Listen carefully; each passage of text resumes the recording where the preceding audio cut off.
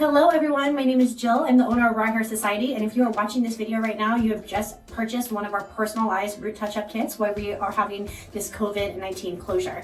So thank you everyone who has purchased one of these kits, and I can't wait to show you how to maintain your color at home while we can't do it for you. So before we get started today, I wanted to go over with you what came in your kit and what you're gonna have to grab from home to make sure that you're doing this properly. So I'm sure the first thing you're going to notice in your kit is the color itself. So you're going to see one bottle that says developer and one bottle that says formula. We have mixed just enough color in here to get you through one application. You'll also find a color brush. Yours might be slightly different than mine. Yours might be whiter, it might be a different color.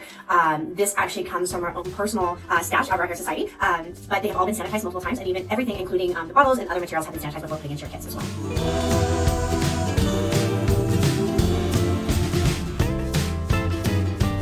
Also going to need a few things at home before we get started.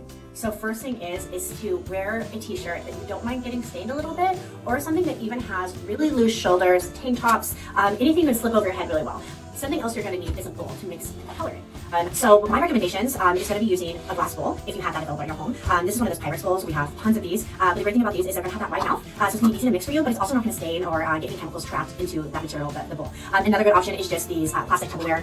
Else I would recommend you having, especially if you have really long or thick hair, is something to kind of help separate your hair during this process. So that way you have really clean application throughout the whole thing, and it's super simple. So first option would be something like a scrunchie. We all have these at home.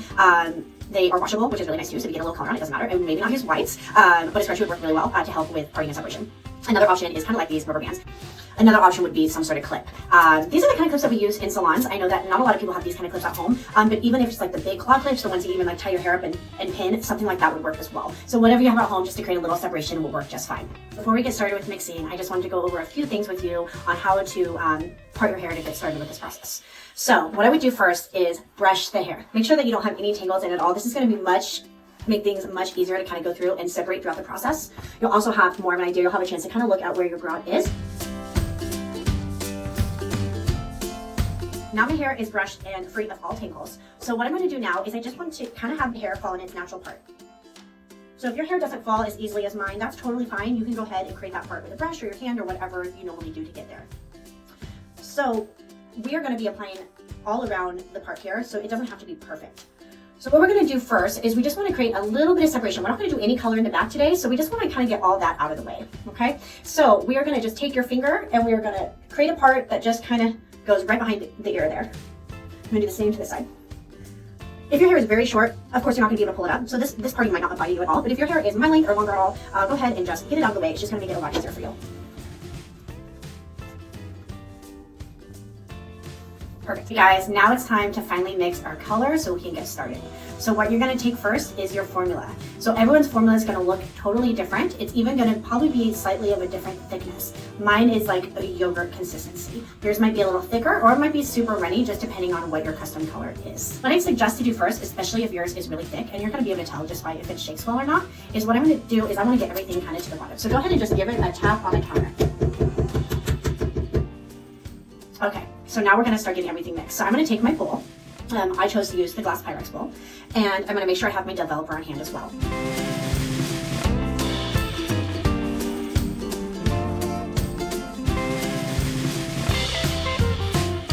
Okay, we'll cut that off. We mixed enough for you guys that everything is already proportioned the way you need to mix it, so there's no guessing for you guys. And everyone's kit includes one application of color.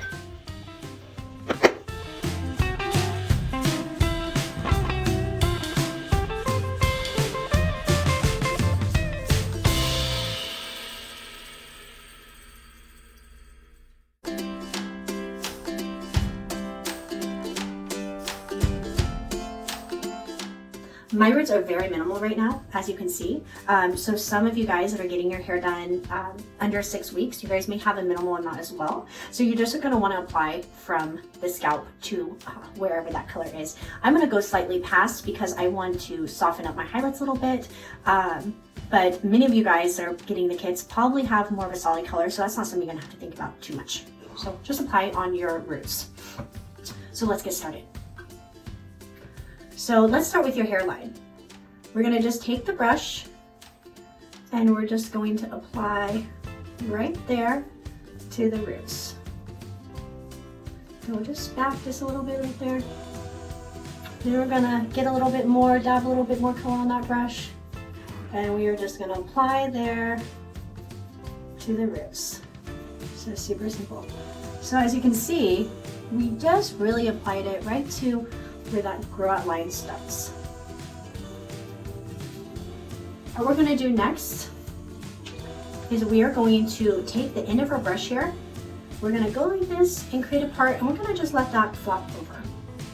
So if you have a long hair, you may have to pull it to the side a little bit with your clean hand. And now we're gonna start applying all those roots again. We're not gonna be doing this the entire front of the hair. We're just gonna kind of surround that part. That way,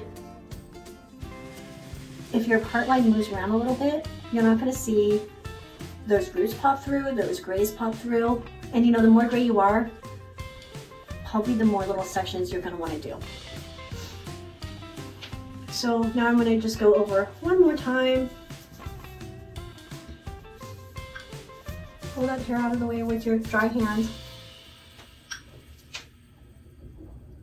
And you're gonna just start applying to those roots again.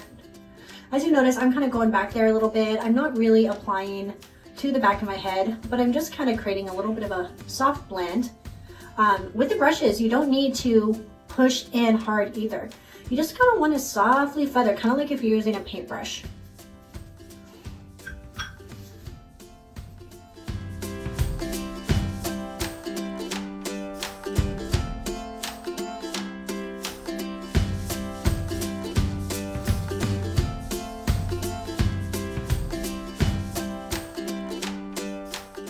Okay, so my hair always falls off to this side, so that's as far as I'm gonna go. But if you do sometimes part your hair in the middle as well, I would make sure to do the rest of the top. So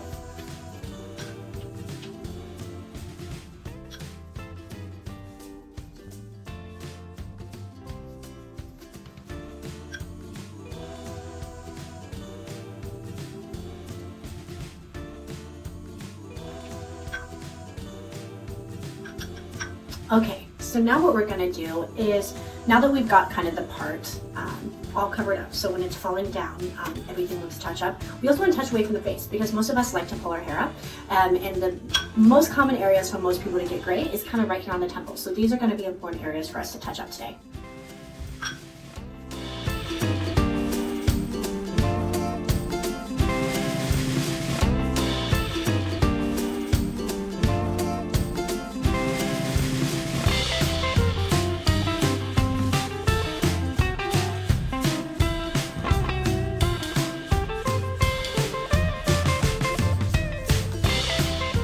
Taking my dry hand and I'm actually like pulling back my hair. If it is easier for you, if you do have long, thick hair, you could even take your clip or another hair tie, and you could take all this hair and pull it out of the way before you start this section.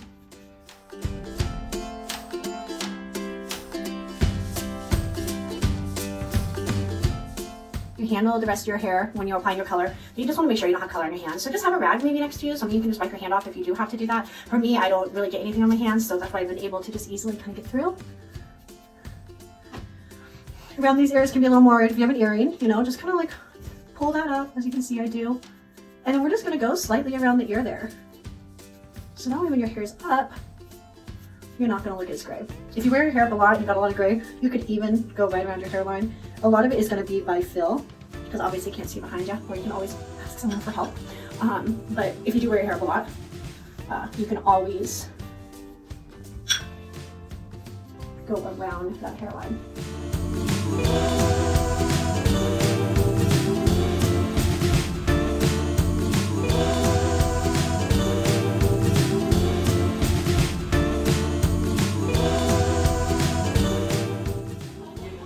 So just take this out, I would say. Kind of let it fall. However wants to fall is good. You can definitely take this out if you like to. If you're using a clip back here, it might feel a little funny. But you can also keep it up, whatever works well for you. If you need to put up all your ends, you can always do that. And you're just gonna wipe that hairline. You can even save this for the very end if you want. You don't have to use it right after you apply your color. You can use it after you rinse out your color. So if you notice any staining, you can just remove at that time. These take stains off really, really well. So what I would do is put this in if you do use it right after you color your hair while it's processing, put it back into that container. That way, at the end, if you have any stain on your hands or anywhere when your color is just sitting on your head, you touch it with your fingers, or get a little stain as you're taking your shirt off before you hop in the shower, you have that to use to get the stain off. These are awesome. So guys, so now that you're applied, we're gonna let this sit on our hair for 30 minutes. If it sits on a little longer, you get a little distracted, that's totally fine. But just make sure that it sits on for at least 30 minutes. So just set your timer and then hop into the shower at that point. What you're gonna do is you're gonna rinse your hair out really, really well in the shower. Rinse it out for a couple minutes until you don't see any color running down in the water. You're going to notice that the color kind of runs down your body. That's okay. Just make sure to rinse your body off really well, just in case it does irritate your skin at all. Typically, it has never irritated my skin, but if you're really sensitive, it may. So just make sure to rinse your hair, rinse your body really well, and then go through and wash your hair. Make sure that you're washing your hairline really well. Go ahead and rinse that out, and then follow it up with a conditioner as well. So you're pretty much just going to follow your normal washing routine. You're just going to make sure that you're rinsing a little longer, a little better, so that way we're making sure that we're rinsing all those chemicals. Guys, so I just freshly washed and blow dried my hair, and I'm feeling so much better, and I hope you guys are too. So go ahead and share your guys' experience throughout this process on social media. We would love to see it, but you can also just reach out to me personally too and let me know how your experience was, so that way I can improve this for the future for any of our other customers. So I hope you guys have a wonderful day, and I know it's going to be much better now with a little freshen up.